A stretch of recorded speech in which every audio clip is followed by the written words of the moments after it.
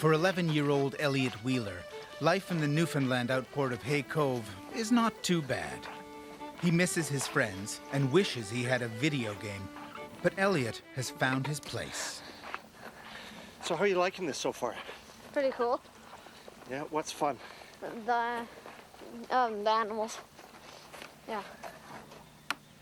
The year is 1937, a time of chores and routines, fresh milk and warm eggs.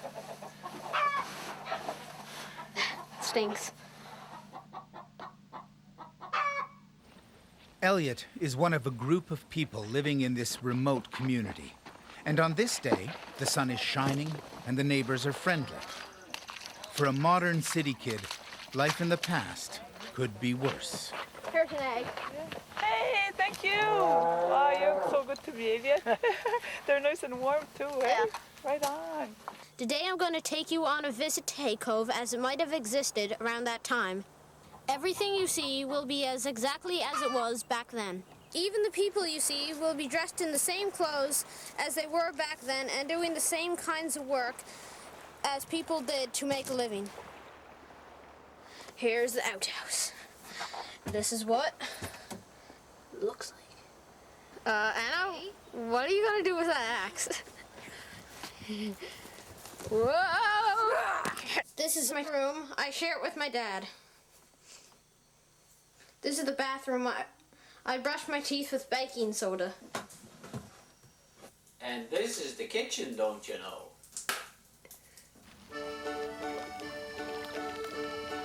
Hay Cove is a traditional cod fishing village in Placentia Bay. A place where poor men harvested rich waters for 20 generations. The men fished for food and fished for work, but most of all, they fished because it was what they knew, and they loved it.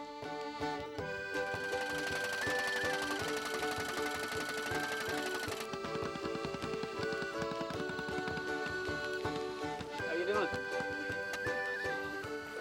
Ralph Wheeler is Elliot's dad. A university professor from the city, he's what locals call a townie. This is his first day at sea, and like the others, he's keen to catch some fish. In 1937, an educated man like Ralph would have had his cod delivered. But Ralph's here to see if he has the skills of his ancestors, and he wants to teach Elliot how to fish. Is there a particular skill to this? Yeah, the skill is in finding your position. You know, once you're on the fish, and they're taking bait, it's pretty well just put your hook down and pull them back up.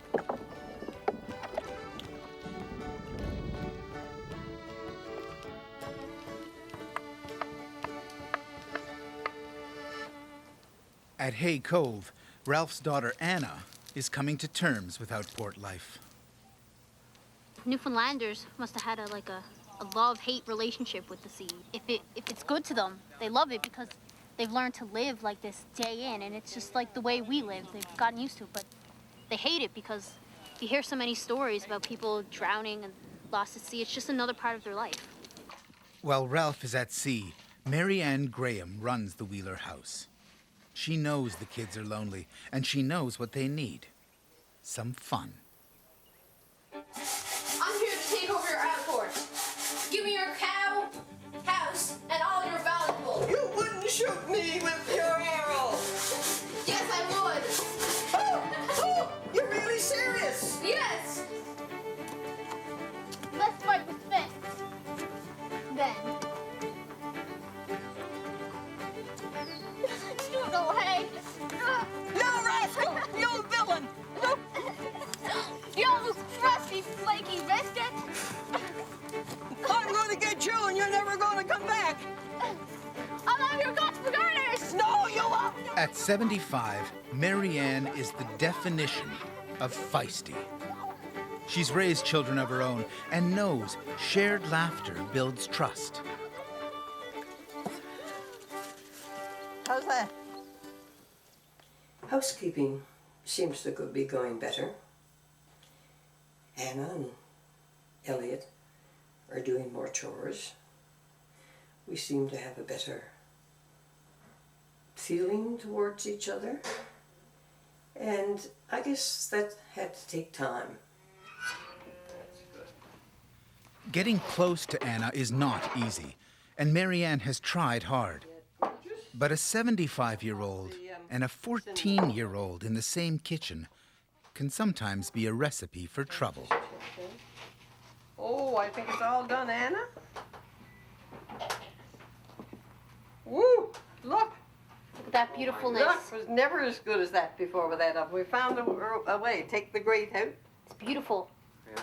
Soft on the inside, crisp on the outside. I made bread that kicked her bread's butt. It was the best bread ever made in Necessities. And she kind of took over, which was really annoying because it was my bread and I kicked her bread's butt. And it was soft, like a cloud.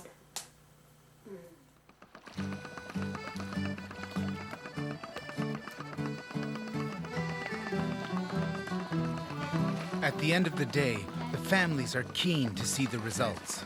More than pride is at stake. The livelihood of the community depends on the men's fishing skills. Don't think he got any fish. No, I don't think Dad got any fish. That means Marianne's cooking tonight. Yeah, Marianne's cooking tonight. Yeah. You don't think your dad got any fish? No. Why not? I don't know. I think he needs Elliot's touch. Yeah.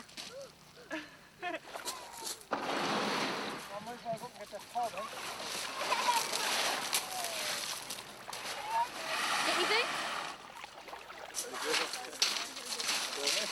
Well, what was the feeling, Monty, when you got it like on the hook? Good. Monty Murray is a happy man. He has shown his sons that he really can fish. Whoa! Fish? Hey. What does it taste like? 20 fishes! That's all 20 fishes. They can't be really slippery and slimy. Look at this one. Look at his tongue. His big tongue. For Ralph, it's been a bad day. Elliot and Anna were right. He hasn't caught anything. Can I hold that one,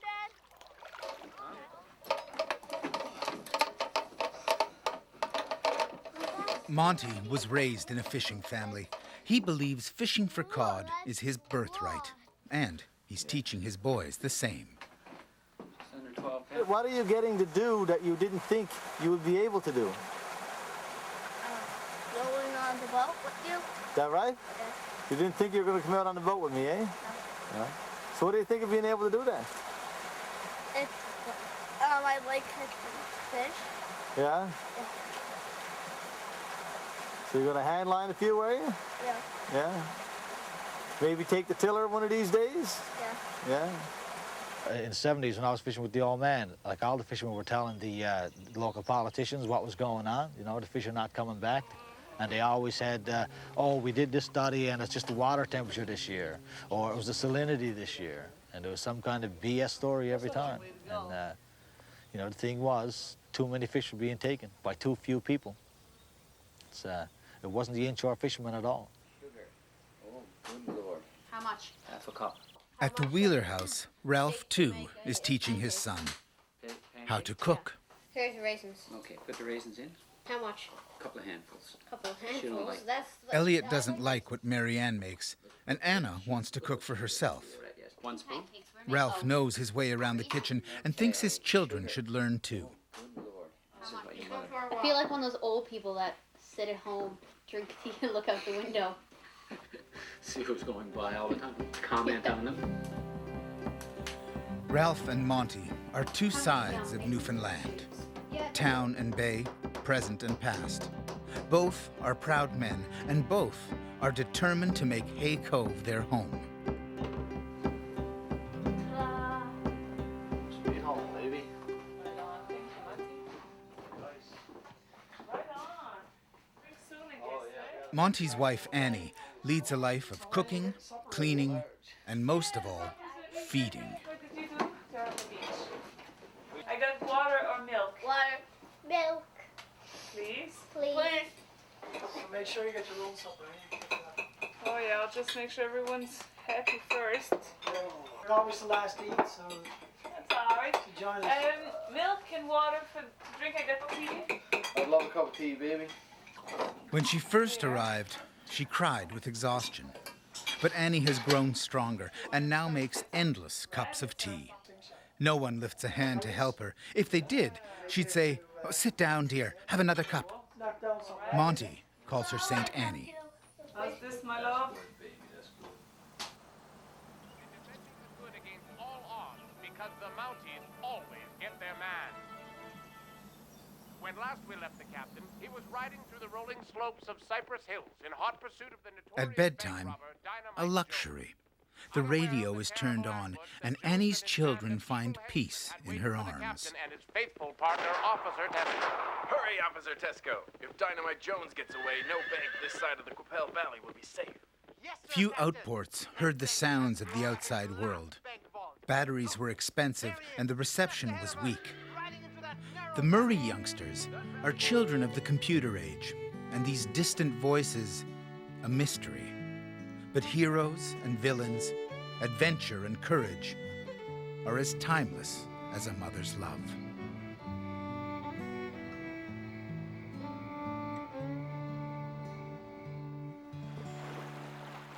Mother did everything. She had to do, the housework and make the fish, had to see it. I guess she washed out sometimes, but she's more or less looking after things when Father was away. She gave the orders, and you do what you were told.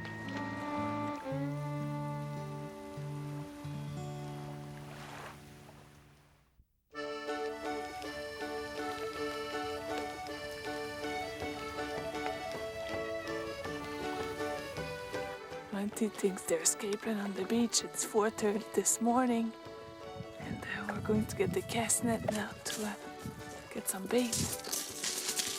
There he is. There was time when this beach would be buried under 2 feet of cable. But they're all gone away to codfish, disappearing. Caitlin will be rolling here, just wave after wave of Caitlin. Day 18. The Capelin have arrived.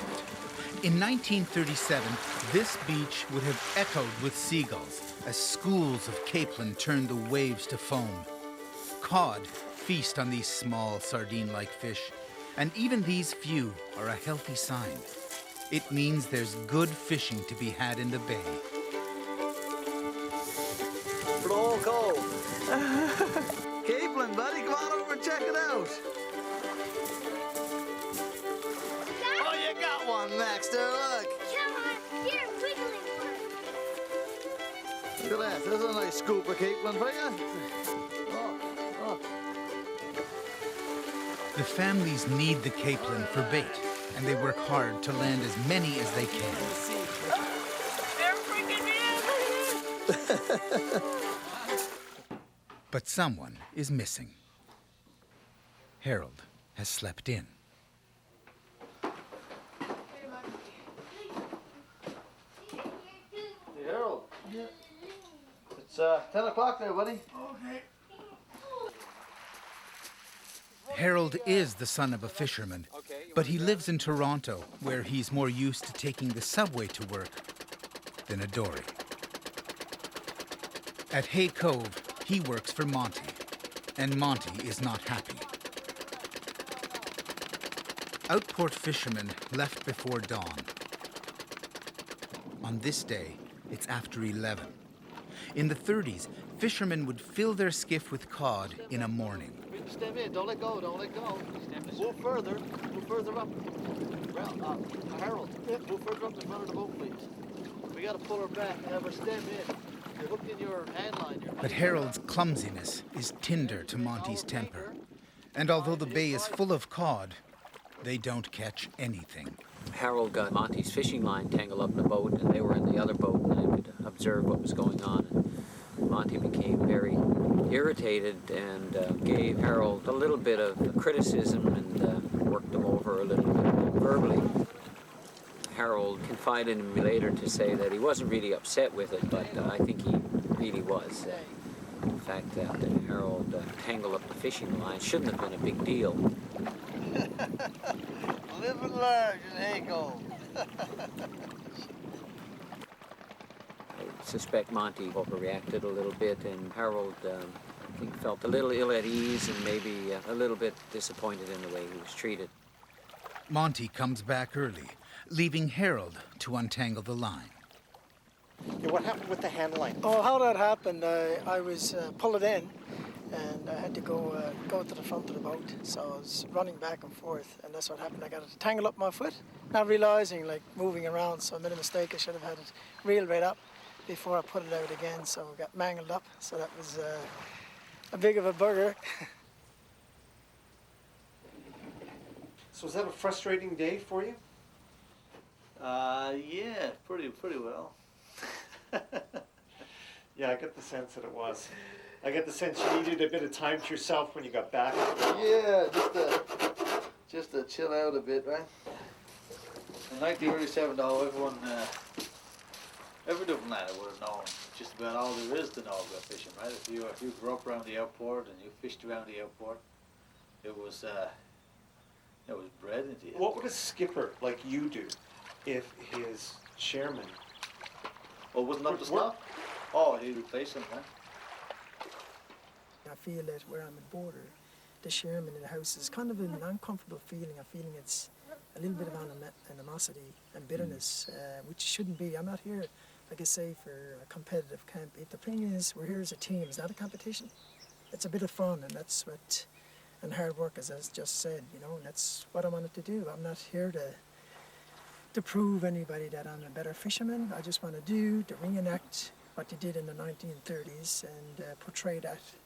Oh, I'll take care of that. That's all right there. During the summer, outport families ate well. Their chairmen did too. Harold eats like two men, and for the Murrays, that's a problem. Monty thinks Harold's a liability at sea, and Annie doesn't want him in her kitchen. Something has to change. We talked about it, Monty and I, and we decided that Harold can stay here. He's got his room here. And I thought that it would be a good idea if Harold goes to Nan's there to cut some wood for her too and do different chores, that they would provide him with his supper every day. That'd be great. That'd be a great help for me and for our family to have a bit of time there to ourselves. That evening, the Wheelers come to the Murrays to discuss new living arrangements. I'm going to get in the rocking chair before. Yes, before anyone else uses it. They're all swollen up. Harold works hard. He just can't fish. And Monty wants to teach his sons, not his employee. Ralph's solution is to bring Harold into the Wheeler family. He'll sleep at the Murrays, but the rest of his time will be spent with Ralph, Mary Ann, Elliot, and Anna. They felt that they needed a bit more family time, a bit more private time, and would we be willing to take him in for suppers, the evening meals, and so on. So we, I guess graciously or ungraciously, anyway, we agreed to do that. My kids get along well with Harold. I get along well with him, despite his bad jokes and repeated bad jokes, but I still think that he's a very honest person and a person that certainly I would, at this time, consider a friend. It's good that you're always you're open for suggestions all the time. That's a good quality of you, Harold. You're a little bizarre. No offense. You're a little bizarre sometimes. I think he just took that as a compliment. You're a little crazy.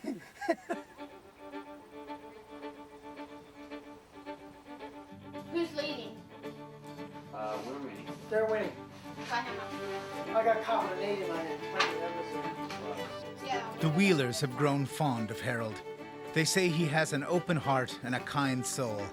Best of all, the kids can beat him at cards.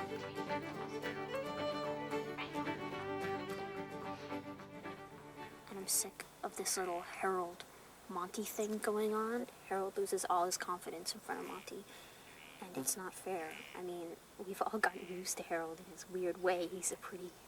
I find him a pretty okay guy. He's actually the best one out of all of them now. Well, that's what made good chairman, and we were satisfied to do everything that's supposed to be done. They was good men. They like to keep up their end with everyone else, you know. Everyone that'll be in the boat will be trying to do their best. You got in a little spot of fish. You just try to do, everyone will try to do their best to get all they could.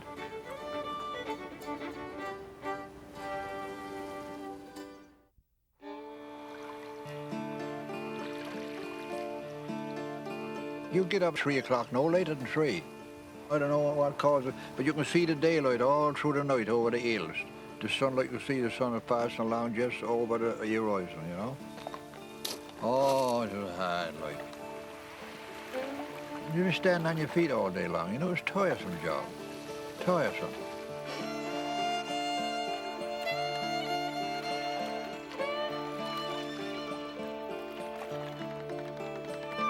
Dawn at Hay Cove. The men begin the age-old routines of outport life, as regular as tides, as constant as heartbeats.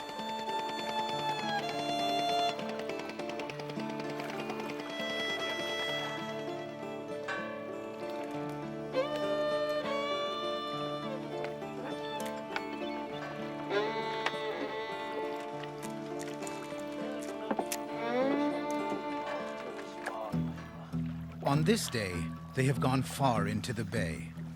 Harold now fishes with Ralph. Monty fishes on his own. Within minutes, both boats find cod. And for men who claim there is no competition between them, they fish hard. How many have you caught over there? 60 pounds.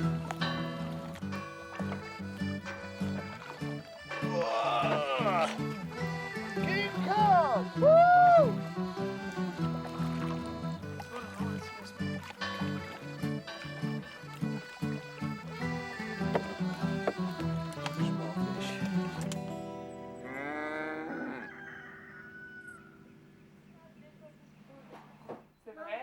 Annie is a Quebecer who loves Newfoundland. Monty will not speak French, but she's determined to raise her children bilingual.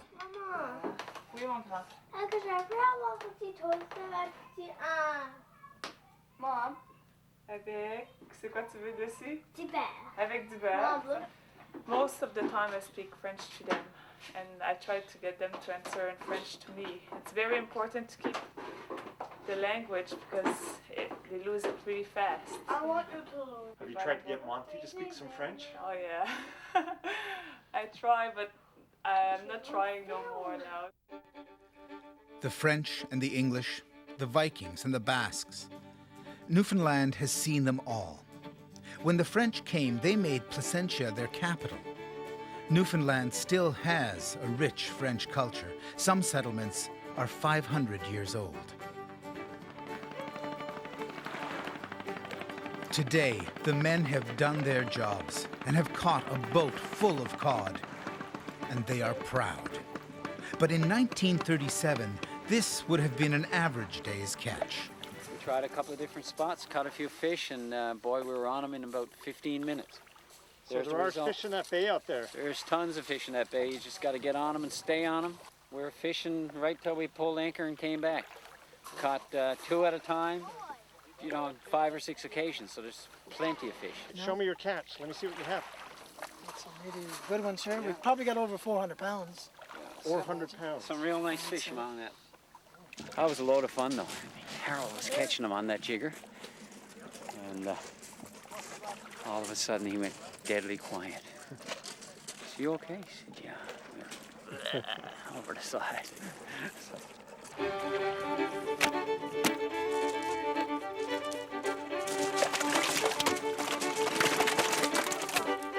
It's been a good day, but not good enough.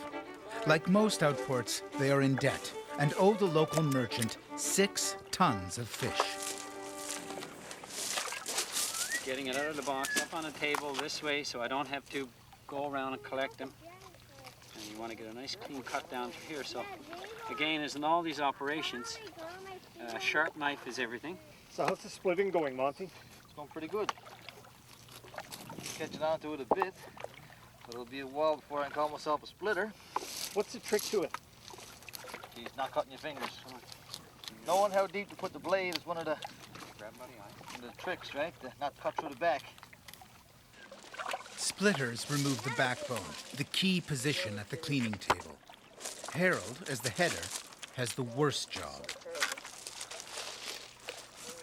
Ralph looks after the salting. If the fish aren't properly cured, maggots will set in and the catch will be worthless.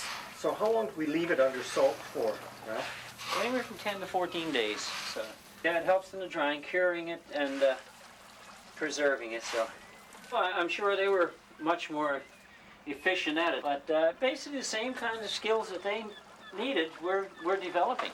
Everything is related to that final product of having a nice cured fish that looks good, and soak it overnight, and you've got a premium quality. After salting, the cod are put on the flake to air dry, a job for women and children. Marianne has done this many times. She says it's hard work for little money.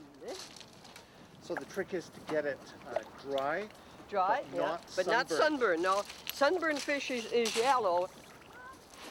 Oh, that's good. Look how smart he is. Who profits from this? The merchants, of course. The local people will profit to a certain extent in that they'll get enough food for the winter and be able to make their bloomers out of calico sacks that the flour came in and all that sort of stuff. But not what they, in my point of view, not what they should have. So you don't think they were paid fairly generally? Oh, I don't think so. Maybe, obviously, I suppose there's honest merchants everywhere, and they had to pay their bills and keep their vessels going and their men and all the rest of it. But why should merchants become millionaires when fishermen were still had to scrounge for a living? The Murray children, they're a joy. They're such fun to be with, and it gives me great comfort to be able to relate to them, to take them for walks, to show them how to do things. And little Alison just loves washing clothes with me. Oh, she loves that. She get her little hands on the scrubbing board and she goes right to town. It's fun. That's one of the pleasures, I guess, of living in isolation, is finding the pleasures in little things and little children.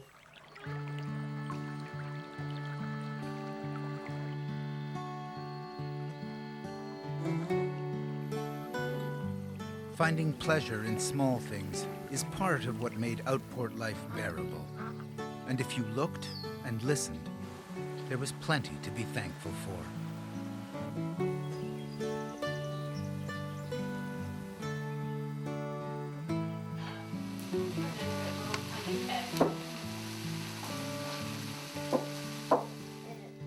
Ralph is cooking breeches, a traditional meal. Breeches are cod ovaries, an outport delicacy. But Anna and Elliot are from the city. Oh, it tears apart. Oh, good. No, that's not a brick. It doesn't have eggs inside. I want to have a piece of that. Okay, let me cut it. Oh, jeez. Yeah. It's looking at you. It's gross. You're not going to get the chew squirt eggs. Oh. Oh. Elliot. You never even eat the gooey part. Good God. Oh. You guys. That's motley. Townies. Townies. You can't do anything with That's it. really gross. It's not. No, not going to be on that. Slowly chew it. No, you were chewing on it. Slowly. What do you think, Marianne? No comment. No? Did you take your sweater with you? It feels good. I'm so happy to go out of the house, out of the cove for a bit. We heard that there are going to be kids. So I'm making some molasses sandwich and fresh cream. There's nothing like it. Nothing like it. I mean, it's so good. What I miss the most is maybe going for little trips or going outside a bit more often and for a walk in the woods. You know, it's very rare that I get to kind of have some free time. There's always so many things to do. Let's have some fun. Annie is having a day off. Isolated for over a month, the Murrays are going down the bay to Port Royal for a community reunion. It's her first time away from Hay Cove and one of her first days outside the kitchen.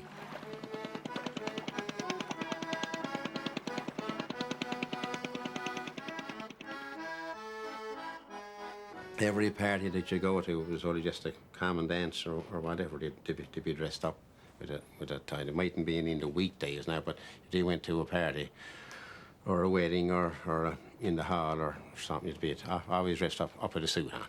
Suit, shirt, white shirt and tie, and a blue serge suit or whatever they had in them days, you know.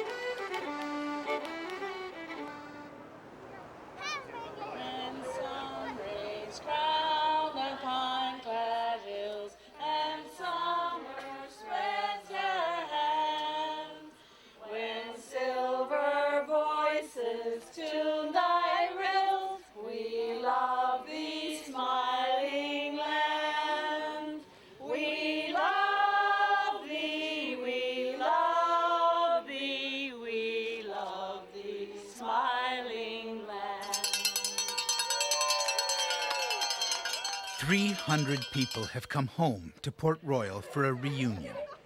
10 years ago, this village was in ruins, but the families pooled their money and rebuilt the community. Why?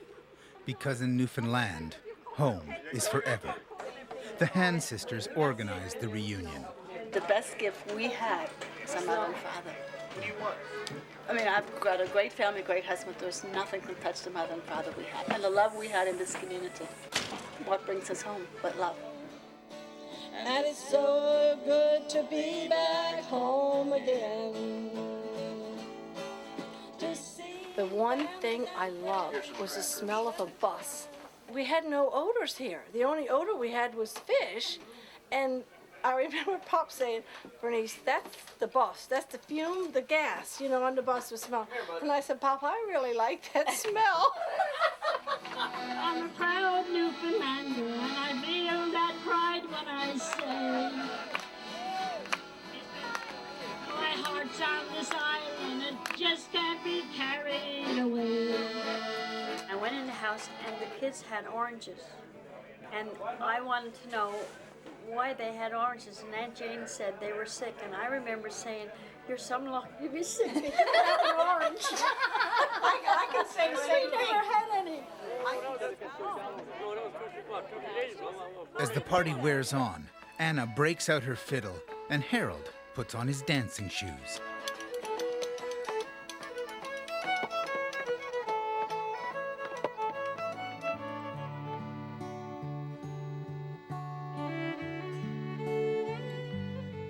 A lonely future has come to many parts of rural Newfoundland, but at Port Royal, pride of family has kept the ghosts away. Instead of ruins, there are homes. Instead of silence, there is music. All memories are worth fighting for, even the bittersweet.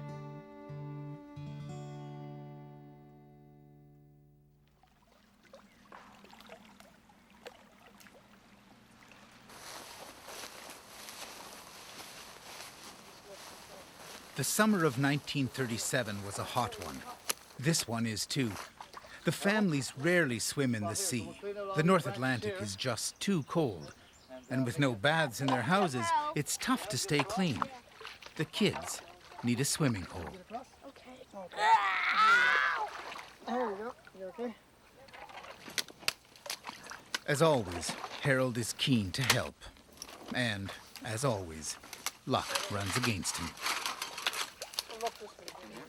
A splinter has infected his finger. Well, no, if you could feel it a little better, I don't mind having a bash at it. Jesus. It's pretty wild. Elliot! Elliot! I just want to go get some hot water. I see it. Is that all puss? Yeah. Yeah, it is, yeah. So what happened to it, Harold? I was clearing and I got a couple of slivers in my finger, but I didn't realize till I woke up this morning it was puffed right out. Is that it there? In isolated outports like Hay Cove, small injuries often killed. Hospitals were days away, and few fishermen could afford a doctor. So many children died that families sometimes gave 2 children the same name, hoping one would survive.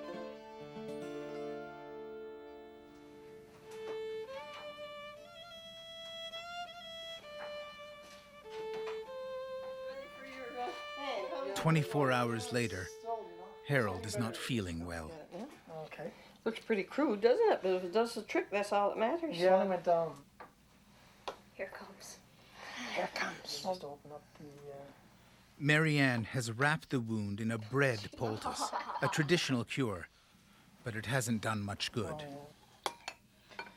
So then, how long has this been traditionally? Since people came over from the old countries. It's just mushy bread. Mushy bread, yeah, and you're supposed to be warm, eh? That's just draws it out. So you salt it down a bit, eh? Just to wash your finger, now. Okay. Your finger in that, huh?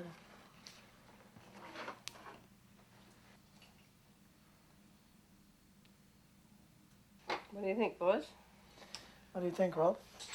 Just compare the where your fingers. Is it gonna fall off? No. Go away with it. It's gonna fall off. Oh, I mean the skin. Ralph is worried about blood poisoning and decides Harold needs medical attention. My name is Ken Tuff, and we're doing a film here. And we have an injured cast member, and we need some medical advice. I'm wondering if there's somebody there we can talk to. They don't have a doctor there now. No doctor?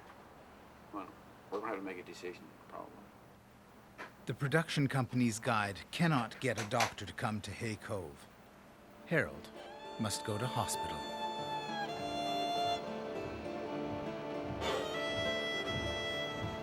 It is a difficult journey.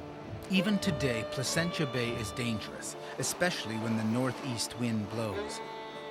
In 1937, it would have been impossible to make this crossing, and Harold's infection would have spread.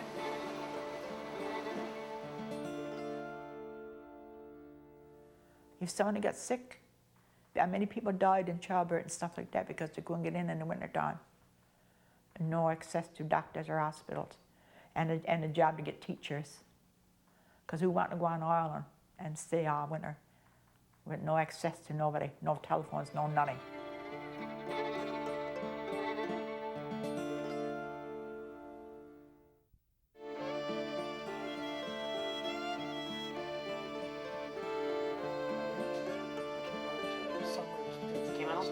I'm not sure because I was picking at it. 2 hours from Hay Cove, Harold finally sees a doctor. The examination is brief, the cure simple, but the implications are not. What I'm gonna do here, we have to keep an eye on your fingers. I'll give you some antibiotics, okay?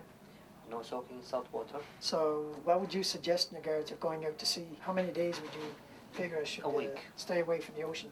A week. A week? A week. We should settle down. Okay. Yeah. Pardon? Harold must keep his hand dry. Fishing is out.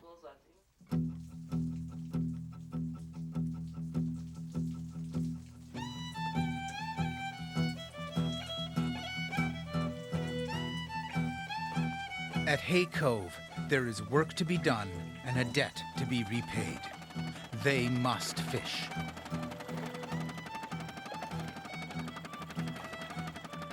With Harold out of action, Elliot has to take his place. I could really sense his anxiety and nervousness when we started out. The water was a little bit choppy. I think he might have gotten a little bit seasick because he was looking at the waves and not focusing on the land so he could keep his balance. But I think once we were out for a half an hour or so, he became a little bit more relaxed. In 1937, boys became men with the turn of the seasons. At 11, Elliot would have fished with his dad. His school year's over. Yeah. Don't say. Anything on it, this water. But it's a flounder. Whoa, whoa, whoa, whoa. Oh, yeah! There's one. Ching! There's Score! one. There's two! What do you think of that? I caught Two, I not caught one.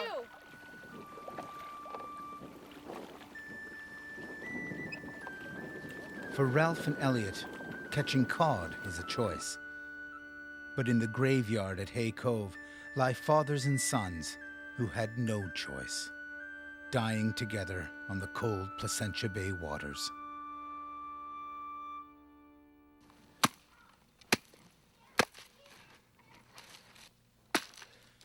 Although Harold can't fish, he is working.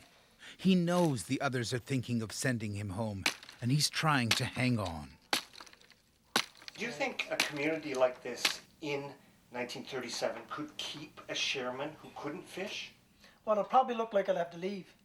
Possibly I might have to leave the community because I wouldn't be, I'd be in the day. Actually, I would not expect them to nurse me. If you have a Sherman who's 45 and is good at chopping wood but can't fish, wouldn't you want to take in someone who can actually do the work that is required of them? I mean, it's simple as that. And it's only because we're in our 21st century mindset then we know that we don't have to live like this, that he's still here. I have to really watch myself because I'm in a situation where on a line between both houses. So I have to really, I'm treading a thin line, so I have to watch what I say and how I react, and I have to cooperate, or either that I could get a bad message to move on somewhere else. It is their 30th day in another time. The past is now their present, and their future unknown. To succeed in their quest, the families must understand why the men of the outports rarely fished alone. Fishing took a community, and it took skills they have yet to learn. The cod and the capelin, caught just days ago, were undersalted and have become infested with maggots. Decay has set in, and they must begin again.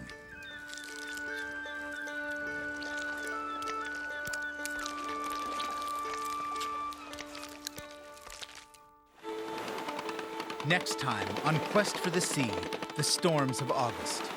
The families make a decision about Harold. The neighbors come calling, and things turn sour at the Wheeler house. 7 weeks, I want to be able to run the house. and I have no intentions of moving out of my digs. But Anna needs to feel that this is her space. She said to Dad just then, actually, that there must be something wrong with me because I'm the first kid that she can't get along with. Join us next time on Quest for the Sea.